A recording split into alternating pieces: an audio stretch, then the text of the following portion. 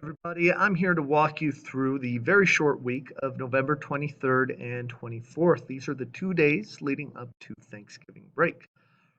Remember, whether you're in my class or Miss Crandall's class, the fastest way to access any modules or any weekly assignments page is from the Bitmoji Classroom. So I'm going to click on this week's assignments. That'll take you to this page right here. Our weekly objective, I can use sources to compare the contributions of key people and groups during the revolution. Weekly overview and success criteria. Now, before you do any of the assignments, you're going to be submitting 2 things that you will have already completed.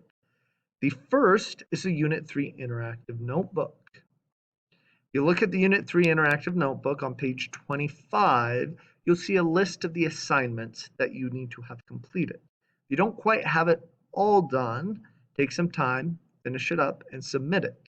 If you don't think you'll have time to finish them up, just submit a partially completed one, as that is better than missing. In order to submit it, you just click on this link. It'll take you back to the page where you initially got your Unit 3 notebook, and there will be a submit button off to the side. The second one is that you will need to submit your History Day packet. As it says right here, Ms. Crandall and I will be grading your thesis statement worksheets. So please make sure you have that finished. You worked on that in your English class a few weeks ago, and we will be grading those. So you just click on this link right here. It'll take you to this page, and you're going to click Submit Assignment and upload your History Day packet. Pretty simple, pretty straightforward. Both of those things need to be turned in on Monday. Once you've turned those 2 things in, you're good to start the activities for this week. The first is going through this Nearpod about Thomas Paine, Sons of Liberty, the Committees of Correspondence, and then jumping into the Declaration of Independence and the Second Continental Congress and what happened there. The notes are on pages 26 and 27 in your interactive notebook. So click through that Nearpod and fill out these notes. For Tuesday, the assignment is simply to complete pages 28 through 31 in your Unit 3 interactive notebook. All of the information you need is contained right here. 2 historians' interpretations about why the Declaration of Independence was written.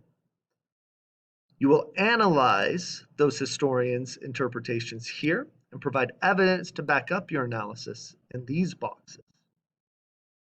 Finally, you will read pieces of the Declaration of Independence itself.